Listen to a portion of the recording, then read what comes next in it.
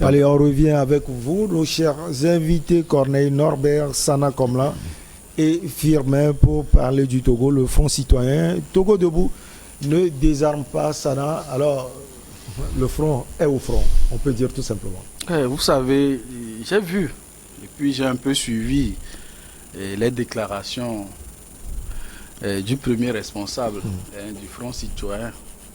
Moi, cela m'a fait sourire, parce que vous savez, l'abbé Pierre disait, quand on s'indigne, il convient de se demander si l'on est digne.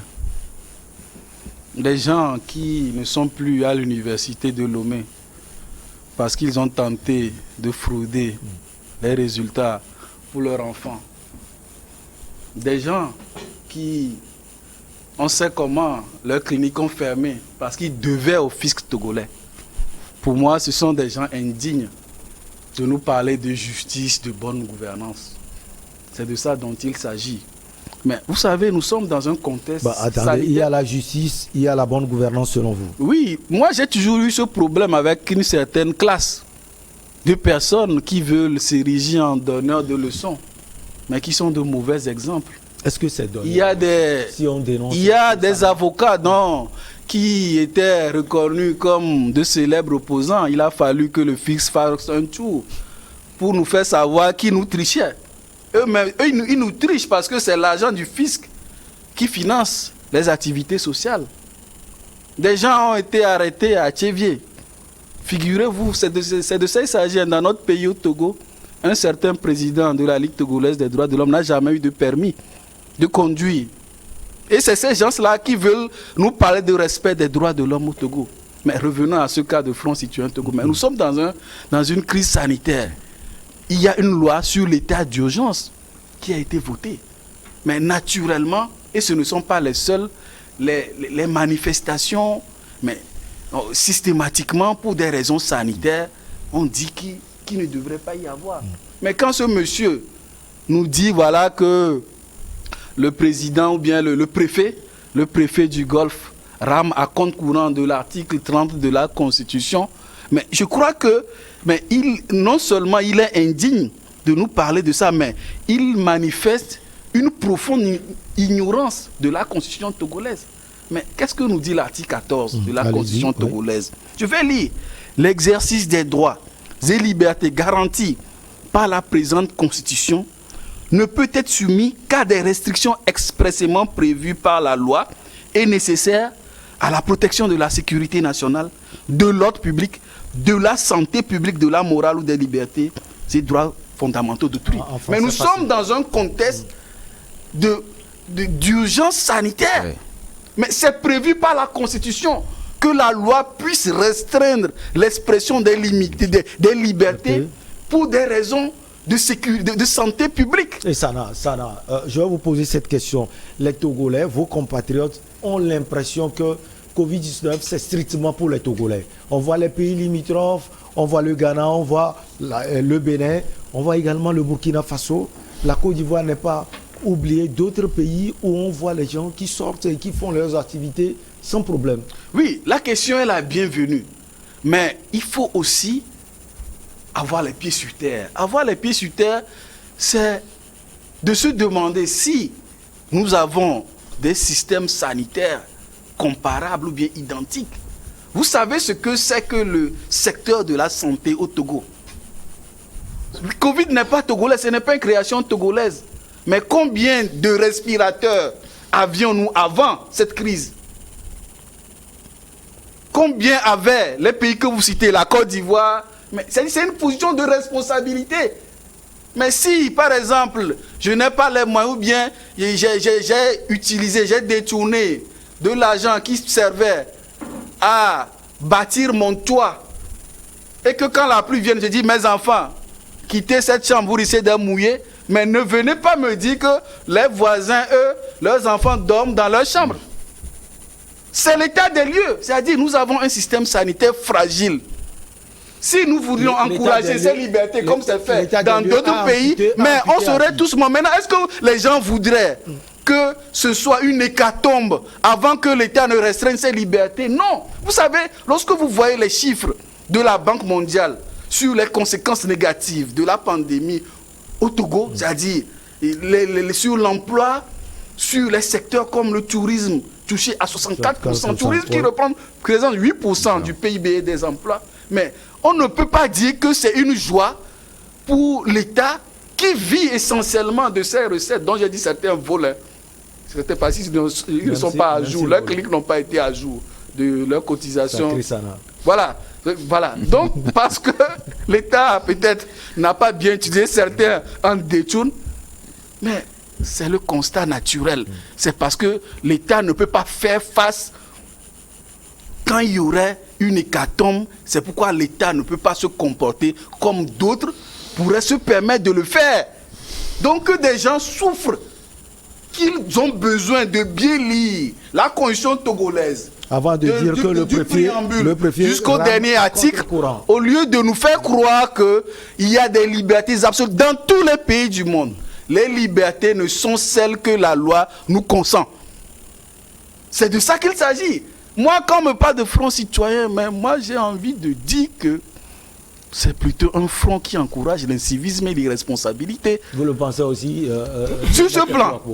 Oui, je vais vous revenir, Sana. Vous savez, quand on parle de front citoyen, vous savez, dans la citoyenneté, on parle de civisme, on parle de civilité, on parle de solidarité. Et quand on parle de civisme, c'est l'ensemble des valeurs ou des lois qui régissent l'État. Donc, et quand peut-être on ne veut pas trop, et on est à la tête de ce front, je me base sur ce que Sana dit, si ce qu'il dit est vrai, si vraiment on est à la tête de ce front, et que peut-être on ne veut pas honorer, on ne veut pas tellement honorer son fils, que peut-être qu'on a quelques petits soucis à l'université, je pense qu'on est loin d'être citoyen. Sana peut le dire, c'est vrai que ces informations ne sont pas aussi importantes. C'est des informations vérifiées. Allez demander au ministre Kokoroko. Je ne dis pas qu'elles ne sont pas vérifiées. Mais il a été viré de l'université de Lomé pour avoir fraudé ou pas. Il a fait ça ou pas? Donc, mais il l'a fait ou pas? Non, on ne va pas jouer. Ne jouez pas l'hypocrisie de Roch Kaboré ici. Le monsieur, il a été viré pour ça ou pas? Sa clinique a été fermée, pourquoi? Il a été. Et c'est ça l'exemple qui va nous montrer le civisme au Togo. Il était le doyen de la faculté des sciences, non? N'est-ce pas? Moi, je n'ai même pas envie de connaître son parcours. C'est-à-dire ce genre de personne qui vole l'argent, qui sert à développer le pays, qui vient nous présenter aux choses. Moi, je n'ai pas envie de savoir son parcours. Il y a un projet. Il y a un projet. Non, il y a le sujet, il y a le contexte. Vous savez, il y a un projet que mon centre, le centre de recherche de géopolitique internationale, Meteko Agbo, développe avec les communes depuis un certain moment. Peut-être on en a parlé ici. C'est-à-dire, dans les communes, le projet, c'est commune modèle, commune verte, préservant notre environnement. Et nous disons que pour avoir une commune modèle, il faut un citoyen modèle. Il faut payer pour cette communication. Nous sommes des analystes, j'analyse vos problèmes. Il fait de la communication. Et quand on parle de commune modèle ou d'État modèle, il faut des citoyens modèles pour le construire. Absolument. C'est-à-dire, vous ne pouvez pas vous prévaloir de reprocher un certain nombre de choses à ceux qui gouvernent, alors que vous-même, vous êtes le piètre exemple. Vous n'êtes pas le citoyen modèle. Donc c'est un peu difficile. Ce que Sana dit, c'est tellement important parce que, vous savez, pourquoi certains opposants ne peuvent jamais émerger? Parce que le pouvoir les connaît. Le pouvoir connaît leur nuit, le pouvoir connaît leur soirée, le pouvoir connaît le matin, le matinée, le pouvoir togolais le connaît. Et le pouvoir sait que ce ne sont pas des gens trop propres. Et c'est pour cela que quand il se lève comme ça, le pouvoir dit messieurs, nous vous connaissons. Voilà, il se retire tout de suite et puis il se taise. C'est ce qui fait que. Et après, ils vont parler d'acharnement. Et pas d'acharnement. Alors que vous regardez par exemple celui de la Ligue togolaise des droits de l'homme dont il parlait tout à l'heure, c'est lui qui défendait un de nos confrères dans l'affaire Adjakli. À moins que je me trompe. Il s'appelle comment? C'est l'ancien président de la Ligue. Non, je vais vous couper en vous donnant un de ses propos. Il dit nommément, si les gens devaient être mis en face de leurs responsabilités dans ce pays ne serait pas ainsi. Voilà. Et c'est ce type qui conduit au Togo un véhicule où on a besoin d'un permis de conduire de type B. Mais ce monsieur, il ne l'a jamais eu. Il a fallu qu'il soit pris à Tchévier et encore, paraît-il, en état d'ébriété.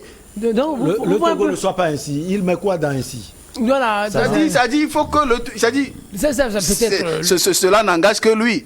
Peut-être il déplore une certaine situation dont lui-même, il est le créateur, peut-être le concepteur. Donc vous imaginez un peu, quand vous êtes dans cette posture-là et vous voulez critiquer le pouvoir va vous trouver comment? Le pouvoir va vous trouver, va vous considérer comme... pas crédible, tout simplement. Pas crédible, mais comme un bambin. Peut-être un bambin, parce que le pouvoir dit, vous n'êtes pas sérieux, au fait. C'est-à-dire, quand on dit on parle de la politique, c'est tellement sérieux non, que... personne n'est totalement correct. Non, mais il faut des gens au moins sérieux. C'est-à-dire, il faut que les gens sont sérieux. Il faut que vous soyez d'une certaine probité morale avant de critiquer. Avant de dire que l'autre est voleur, il faut savoir que vous n'êtes pas voleur. Si vous êtes voleur, puis vous critiquez, avant de lancer la pierre, donc Jésus a dit que celui qui est sans péché lance la première pierre. La première pierre. Donc vous imaginez, il faut que tout le monde apprenne ça chez lui. Donc au Togo, je pense que la politique togolaise est toujours comme ça. Maintenant, la deuxième chose que je voudrais faire observer, c'est par rapport à leur manifestation. Vous savez, quoi qu'on puisse reprocher aux gouvernants, ou quoi qu'on puisse leur dire, les gouvernants du monde profitent de la situation Covid. C'est-à-dire... Profite comment? Ils profitent, c'est-à-dire... il faut qu'on le dise. Il y a quelque chose? Oui. Même de quelle manière? Il y a quoi? Non, ils profitent. Non, c'est-à-dire quand il y a état d'urgence, ils profitent de l'état d'urgence. C'est-à-dire pour empêcher un certain nombre de choses à leurs opposants. Ouais. Et il y avait eu, par exemple, en 2015, en France, lorsqu'il y a eu Charlie Hebdo, en janvier. Et lorsqu'il y a eu 13 novembre en 2015, après, il y a certaines villes qui ont été placées sous état d'urgence. Et donc, quand vous voulez manifester dans ces villes, donc, le gouvernement Hollande dit non, vous ne manifestez pas. Parce que c'est que la manifestation ne va pas trop l'aider. À l'époque, il était très en bas dans les sondages. Aujourd'hui, au Togo, bien sûr, on peut dire on est en situation d'état d'urgence, on peut interdire les manifestations, mais le gouvernement... ça avantage le gouvernement. Et ça avantage le gouvernement. Parce que vous savez, quand on critique... Parce que les gens ne vont pas manifester. Les gens ne vont pas manifester. Le gouvernement se dit, peut-être que si le gouvernement dit... Qui va manifester? Non, une seconde. Quand si par exemple Togo Debout dit je veux manifester, le gouvernement dit est-ce que c'est mes opposants, hein? C'est une manière d'analyser. Le gouvernement dit mais il manifeste par rapport à quoi? Voilà, c'est la question centrale. Non, il a trouvé la Libye parce que c'est un monsieur par rapport à quoi? C'est un monsieur que moi j'estime un peu réactionnaire. Il y a eu des propos du comment on l'appelle, de monsieur Yaya, de la président de la Cour suprême sur l'état de la justice. Il a dressé un tableau pas complaisant, hein, de la manière dont les juges parfois, hein, pour des intérêts immédiats, pour du cash, ils entorsent le coup au droit. C'est ça. Donc le monsieur lui dit que lui, il veut manifester pour soutenir ce qu'il a dit. Et donc, vous imaginez, devant cette situation-là, le gouvernement, en réalité, peut dire, peut-être ce sont mes opposants qui manifestent. Donc, est-ce qu'il y a, en ce moment, est-ce que c'est possible? Non, nous sommes en situation d'état d'urgence, la manifestation, ce n'est pas autorisé. Et indirectement, ça profite au gouvernement. Ça profite au gouvernement aussi dans le sens où les manifestations, en réalité, coûtent chèrement aux États. Vous imaginez, avant qu'on organise une manifestation, il faut de la logistique. Il faut des policiers et gendarmes qui encadrent la manifestation. Il faut des forces de l'ordre, il faut les renseignements. Il faut beaucoup d'argent pour encadrer. Donc, en ce moment, le gouvernement a tellement besoin de sous pour lutter contre la pandémie. Vous imaginez, donc, avec ces sous qu'on va dépenser pour encadrer la manifestation, donc, si on les dépensait pour lutter contre le coronavirus, peut-être le gouvernement va juger utile scientifiquement. Donc, à suivre votre analyse, c'est pour le bien public, pour notre propre bien alors, pas celui du gouvernement. On est en état d'urgence. Oui. Il y a une pandémie qui est dans le monde. Oui. Le Togo n'est pas en marche. Oui. Mais le Togo n'a pas les moyens que les autres pays comme la Côte d'Ivoire, la France ont. C'est les moyens de bord que le président Faure et son gouvernement utilisent. Donc, ce n'est pas le président Faure, ce n'est pas le gouvernement qui profite de la Covid, mais c'est les opposants, ceux qui veulent manifester, qui veulent profiter de cette situation-là pour manifester, pour que la population puisse sortir. Mais quand la population sort, elle n'a pas toutes les méthodes, les mesures barrières. Ça peut causer autre problème encore au gouvernement. C'est pourquoi il faut bloquer les manifestations. Il faut que nos opposants souffrent pour le moment. Parce que cette maladie, ce n'est pas le président Faure qui a créé cette maladie au Togo. Il y a des minima. Il y a des minima sociaux. Est-ce que les Ivoiriens peuvent apprécier si le président Ouattara fait comme le président Faure Gnassingbé dans ce cas de Covid? Oui, mais c'est ce que je disais tout à l'heure. Chaque pays a sa manière de gérer la situation du Covid. Est-ce qu'ils vont il y a des minima sociaux que le peuple doit avoir. Vous comprenez? Quand le peuple n'a pas ça et que le peuple se plaint, par exemple, les partis politiques peuvent manifester. Mais ce n'est pas le cas. Les opposants ne se manifestent pas parce que le peuple manque des minima sociaux. Ils s'opposent parce qu'il y a la restriction des droits publics. Mais cette restriction-là, le président togolais est obligé de le faire parce qu'il sait que les hôpitaux ne sont pas aussi équipés que dans les autres pays. C'est ce qu'il a. Et c'est à mettre sur la tête de qui? Ces hôpitaux qui ne sont pas équipés. Oui, c'est à mettre sur le tête de ceux qui trichent. Le fils togolais, ceux qui refusent de payer les impôts, par exemple, en partie. Ou bien, vous avez dit en partie. Donc en partie aussi, il y a quelqu'un. Non, c'est-à-dire, il faut reconnaître que parfois les ressources ne sont pas bien gérées. Ou bien sont orientées vers d'autres priorités. C'est-à-dire, je ne saurais pas jouer à de l'hypocrisie pour dire que moi-même qui suis ici, je dénonce la situation des centres de santé publics. Moi-même, je ne suis pas à l'aise de me faire soigner dans un centre de santé public. Mais moi, je me fais soigner dans un centre privé. Parce que je sais qu'au moins là-bas, il y a de l'attention. Je paie pour cela. Mais ce n'est pas tous les Togolais qui peuvent le faire. Voilà. Eux-mêmes, ils sont au courant de cette situation. Non. Mais ce n'est pas pour cela qu'en cette période, je vais me joindre à une certaine manifestation pour dire que moi, je soutiens les propos. Non, est-ce qu'on a eu besoin de lui pour dresser ce tableau? C'est quand même rigolo. La motivation de cette manifestation d'ailleurs. À mon analyse que je faisais au début, moi je disais en réalité, le gouvernement, ça lui fait du bien, cet état d'urgence, cette situation d'état d'urgence. Et c'est peut-être ce qui irrite le front citoyen Togo debout. Parce que ces opposants ne vont pas trop manifester. Il y a état d'urgence, les opposants. Non, je suis pas. Là, je vais te couper. Je ne suis pas d'accord. Vous risquez de vous faire la fête dans la presse togolaise. Je ne suis pas d'accord. Je ne suis pas d'accord avec toi. Parce que ça ne profite pas au. Non, moi je dis ça. C'est nous notre santé qui le protège. Vous pensez que le gouvernement, sur le plan politique, ça peut profiter au pouvoir en place. Mais en quoi ça? Parce que vous imaginez quand vous êtes là et votre position ne manifeste pas trop, ça fait du bien. Ça veut du bien pour. Ça veut dire que tout. Donc la situation d'état d'urgence, volontairement ou involontairement, ça profite au pouvoir. Parce que peut-être si le pouvoir dit je ne veux pas de manifestation, on dit on brandit l'état d'urgence et les opposants ne manifestent pas. Et le gouvernement, en termes de biens publics, ça lui profite. Ça profite à l'État aussi parce qu'on ne peut pas trop dépenser pour les manifestations en réalité qui ne rapportent pratiquement rien. Il y a eu des manifestations plus graves que ça au Togo depuis le père Gnassingbé jusqu'à aujourd'hui. Ça a donné quoi? Il n'y a rien, c'est Maïs qui est devant. Les manifestations de 2017, ça a fait mal quand même. Ça fait mal. Non, ça a fait mal à l'économie. Non, ça a fait mal à l'économie togolaise. Mais ça a donné quoi? Non, ça a fait mal à l'économie. Celui qui nous promettait que quelqu'un quitterait le 5 ou le 6, il ferait la fête, il est où aujourd'hui? Ça a fait mal à l'économie togolaise, ça a fait mal au peuple togolais et ça a fait mal au pouvoir togolais aussi. Vous savez, ça fait trembler le pouvoir. Non, tout ce qui fait mal à l'économie fait forcément mal à celui qui incarne l'État. Parce que c'est son résultat économique qui en est affecté. Mais ce que je dis, mais au sortir,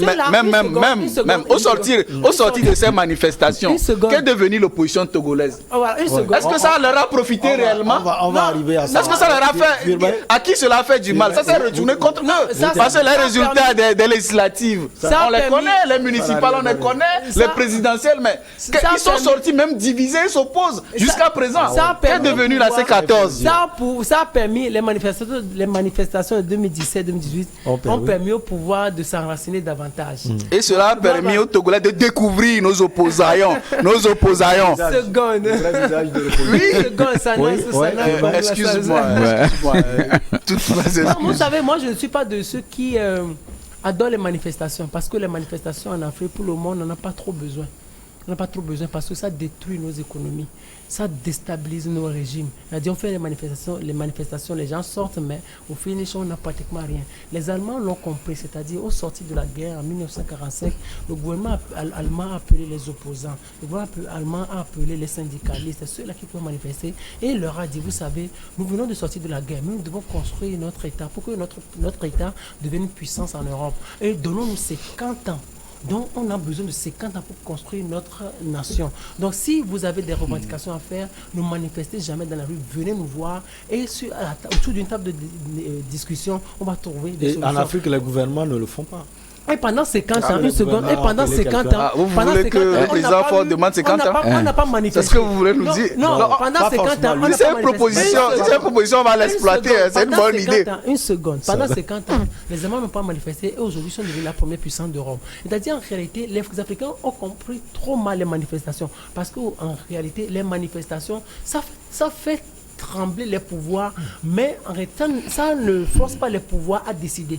A dit ça, les manifestations font trembler les pouvoirs, mais ne contraignent pas les pouvoirs à décider. On va manifester, aujourd'hui, peut-être le Front citoyen Togo debout va manifester, mais ça ne va rien apporter, ça ne va pas faire bouger le pouvoir, ça va le contraindre à quelque décision que ce soit, mais ça va faire perdre de l'argent à l'État. C'est peut-être ça l'objectif, pousser le gouvernement à peut-être bouger un peu. Donc c'est pour cela qu'en réalité, ces manifestations, l'état d'urgence sanitaire, ça profite au pouvoir, bien sûr, je fais une nuance entre pouvoir et gouvernement. Ça profite au pouvoir sur le plan politique, mais ça fait du bien au gouvernement, parce que le gouvernement ne va pas sortir de l'argent. Mais ça fait un plus grand bien aux populations. Parce que la santé publique est plus protégée. Le gouvernement ne va pas sortir assez de sous pour encadrer les manifestations. Autre chose, l'opposition doit comprendre aussi. C'est le pouvoir régalien de l'État. L'opposition doit comprendre aussi que si nous sommes à cette étape de Covid, c'est parce que le gouvernement togolais a fait assez d'efforts. Ouais, il faut le noter. Oui, ça, il faut toujours ça, je le dirai toujours. Ouais. Quoi qu'on puisse reprocher au régime togolais, le Togo fait partie des bons élèves en matière de gestion COVID. Ça, le gouvernement, on peut l'applaudir. Et le gouvernement compte continuer. Et le gouvernement compte continuer. Et c'est pour cela que nous les encourageons à continuer. Et nous les encourageons à continuer. Et le gouvernement ne veut pas.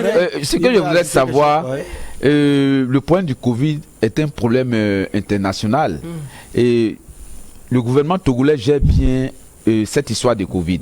Mais depuis le début, qu'est-ce que l'opposition a fait? Quelle proposition l'opposition a pu donner au gouvernement par rapport au Covid? Il y a eu des opposants que j'ai reçus ici, Nouvelle Vision et autres, qui nous ont dit qu'ils font des propositions au gouvernement. Mais ces propositions, si c'est rejeté de revers de la main ou bien c'est pris en compte? Sans doute prise en compte parce que Nouvelle Vision m'a dit que le gouvernement prend en compte ces propositions. Non, il y a certains opposants au départ qui n'ont même pas cru à l'existence de Covid. Quand on parlait de Covid ici, ils ont dit non, qu'il n'y a pas de cas de Covid au Togo. Vous imaginez, au Togo, on s'amuse un peu quand même quelquefois. Comme partout d'ailleurs.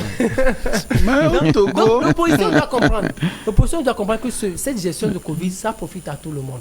Ce que le gouvernement fait, ces efforts que le gouvernement consent, donc on doit soutenir ces efforts-là. Parce que n'oubliez pas, c'est un simple match de football en Italie qui a détruit l'Italie.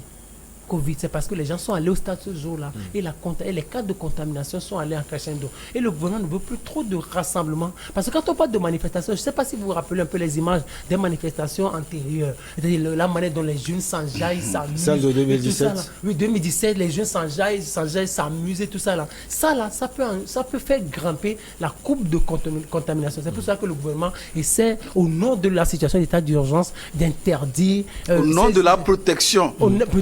Avant de revenir vers vous, Corneille Kossi, jusqu'où ira le Front citoyen Togo? Non, en fait, moi je ne suis pas dans la tête de ceux qui encouragent l'incivisme dans ce pays. Et je ne saurais dire la portée de leur ambition, mais il y a une chose qui est sûre, ces ambitions ne peuvent pas outrepasser la loi. C'est-à-dire, vous aurez beau rêver de révolution, quoi que ce soit, etc. etc. Marché, non, c'est-à-dire, c'est une manière de parler. Je dis, vous aurez beau rêver. Ouais. Je ne dis pas que c'est le cas. Peut-être que c'est le cas, on ne sait pas. Non. Mais cela ne dépassera pas la loi. Parce que quand vous dépassez la loi, il y aura les autorités qui sont légalement constituées et légitimement fondées pour vous dire, non, monsieur, ce que vous allez faire, c'est interdit. Mais si vous les outrepassez, mais vous aurez face à la rigueur de la loi. Et qu'on ne vienne pas nous dire, quand on outrepasse, qu'il s'agit de réfugiés politiques, parce que c'est comme ça que nous aimons faire les choses. Les gens, au cours des manifestations, commettent des voies et faits, détruisent le matériel ou bien les immeubles publics, les bâtiments publics. Alors qu'au sein même de la Constitution qu'ils citent, ils oublient de nous dire qu'il y a une loi qui dit que les bâtiments, les immeubles publics sont inviolables.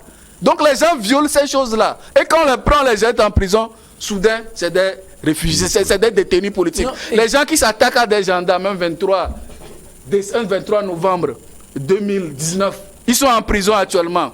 Ce sont les militants, les membres de ce front-là qui disent que c'est des prisonniers politiques. Donc vous savez... Vous voyez un peu comment cette organisation qui se dit Front Citoyen encourage l'incivisme au Togo. Non, c'est comme ça. On crée fictivement des réfugiés politiques qui sont obligés pour se soulager de revenir au Togo. Je pense qu'il y a une loi dans la charte des partis politiques qui dit ceux qui organisent les manifestations portent la lourde responsabilité des victimes que les manifestations ont faites. C'est-à-dire, si au cours d'une manifestation, il y a des dégâts qui ont été causés, donc c'est la loi pénale qui vous prend. À ce niveau-là, vous êtes considéré comme un détenu de droit commun et non un détenu politique. Parce qu'on ne vous apprend, on ne vous prend pas comme celui-là qui est en train d'exprimer ses opinions, mais celui-là qui commet des voies et faits. Des voies et faits. Donc c'est ça, c'est là où violence, voies de fait. Il faut arriver à faire la différence. Moi, je dis... Vous avez posé la question tout à l'heure, jusqu'où ils iront nulle part. Parce que vous imaginez, celui-là, le grand opposant qui était là, donc qui avec l'aide de ses camarades, avait eu était entre 30 et 35%. Vous voulez parler de Jean-Pierre Fabre? Peut-être c'est vous qui le connaissez. Donc entre 30 et 34%. Quand il est allé seul aux élections en 2020, il est revenu avec 4%. Et donc ça veut dire beaucoup ne l'ont plus suivi. Et Front Citoyen debout, donc peut-être l'un des leaders n'est pas trop crédible. Qui va le suivre? Donc ils n'iront nulle part. Aujourd'hui, il fut un membre créateur du parti que vous venez de peindre. Moi, je crois bien que l'opposition doit faire une trêve dans ces temps de Covid. Il faut qu'il souffre et qu'il pense que et qu'il laisse le président Faure et son équipe travailler, parce que nous sommes dans une situation économique un peu compliquée dans presque tous les pays. Il va falloir faire la trêve pour aider le président Faure et Assingbe à gérer ce problème de Covid. S'ils veulent continuer, il sera obligé d'appliquer la loi à leur rencontre. Merci beaucoup à vous, Corneille Norbert Kouassi, analyste politique, coach en développement personnel. On a été ravis d'avoir également Sana Komla Sadio Etou, analyste économique et sociopolitique. C'est moi. Teko Agbo, merci à vous, vous êtes chroniqueur politique. Chers invités, on se retrouve la prochaine fois. Sana, au plaisir. Au plaisir, largement partagé. J'ai eu la chance de découvrir. Ça me fait plaisir aussi de vous avoir sur le plateau. Allez, on va discuter en off. Ça a été un plaisir également d'être avec vous. On se retrouve donc prochainement toujours avec le même plaisir. À bientôt.